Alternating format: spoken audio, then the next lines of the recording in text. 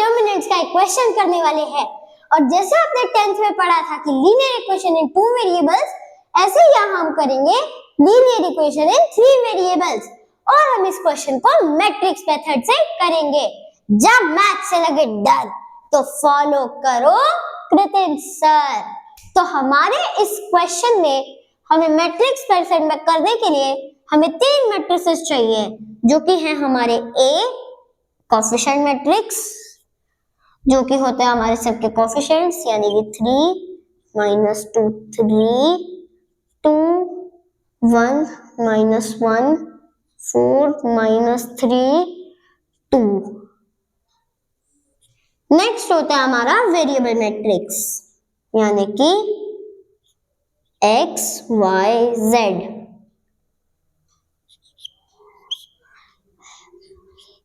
Next B, जो कि होता है हमारा कोफिशिएंट मैट्रिक्स, यानी कि 8 1 4।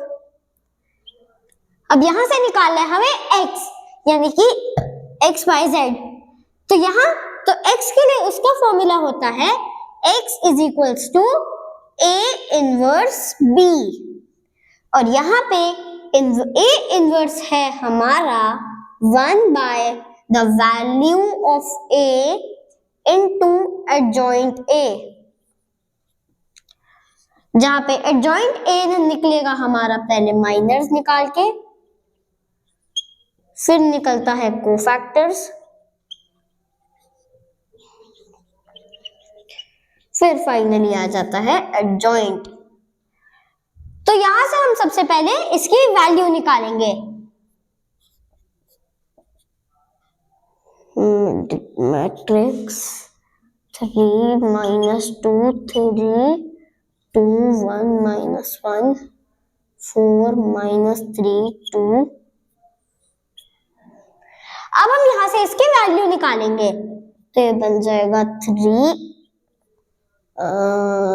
-1 प्लस 2, क्योंकि इसका नेगेटिव आता है यानी कि इसका साइन रिवर्ट होता है। ये हो जाएगा 8 +3, फिर ये हो जाएगा -10।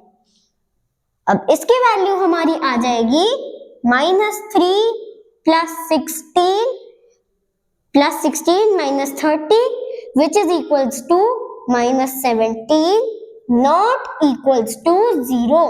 अगर ये not equals to 0 है, इसका मतलब ये यूनिक सॉल्यूशन आएगा।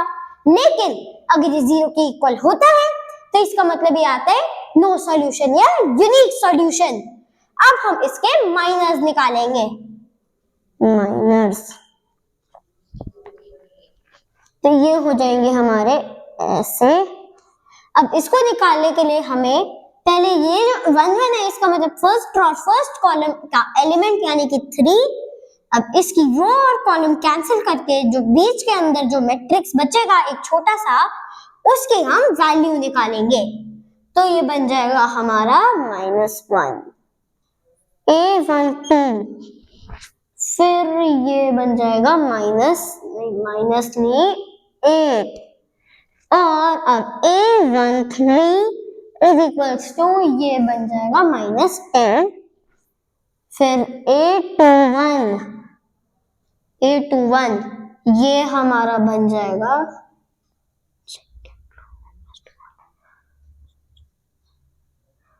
-4 + 9 5, फिर A22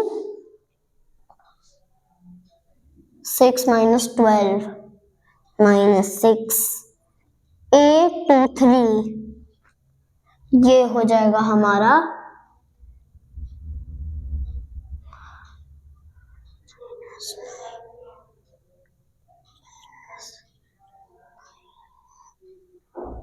+8, ये हो जाएगा हमारा 1। ये -1 है, कैलकुलेशन के हिसाब से हाई -1 है। A31 हमारा हो जाएगा, फिर ये हमारा A31 हो जाएगा 2 -4 2 -4 3, ये बन जाएगा हमारा -1। A32 है हमारा -3 प्लस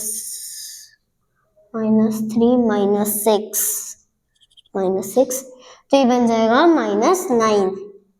नेक्स्ट A33 ये है हमारा A33 हो जाएगा हमारा ये है हमारा 7। अब हम निकालेंगे कोफैक्टर्स।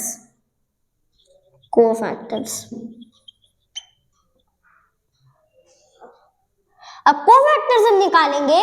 अब हम इसका सम करेंगे इस 1 1 2 1 और 1 2 का, जो भी सारे टर्म्स का। अब अगर ये ऑड आ जाता है तो हम इसका साइन बदल देते हैं, अगर इवन आता है तो हम इसका नहीं बदलते। तो ये हमारा बन जाएगा A11 ये एज इट इज -1, A12 क्योंकि इसका सम ऑड है इसलिए इसका साइन बदलेगा -8। ऐसे करके हमारे ये सारे एज इट इज और सेम हो जाएंगे और एक ऑल्टरनेट वे में। 8 1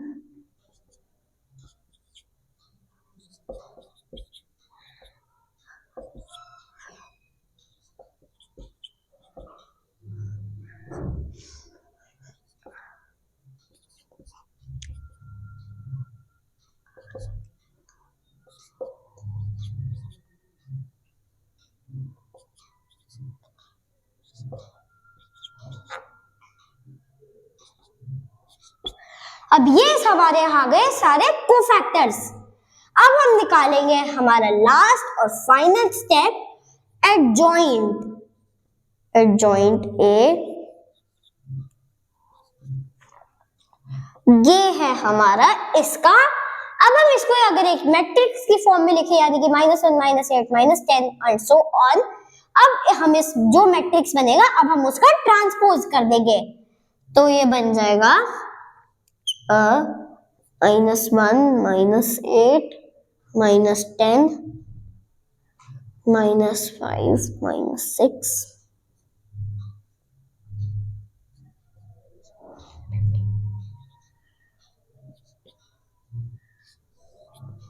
और ये आ गया हमारा एडजॉइंट। अब यानी कि हमारा एडजॉइंट भी आ गया, वैल्यू भी आ गई, तो हमारा A इनवर्स आ गया। अब हमें बस इसको B से मल्टीप्लाई करना है और x आ जाएगा, तो ये बन जाएगा x is equals to 1 by value of A -17 into adjoint of A -1 -5 -1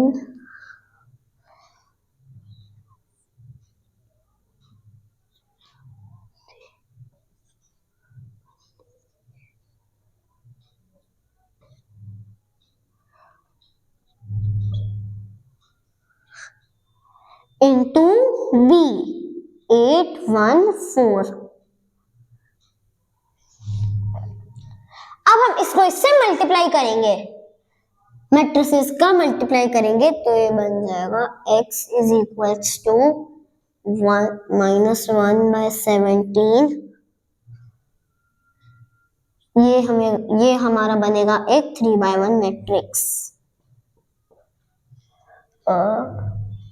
-8 -5 -4, ये फर्स्ट टर्म हमारा आएगा -17, दूसरा हमारा आएगा -64 -6 +36,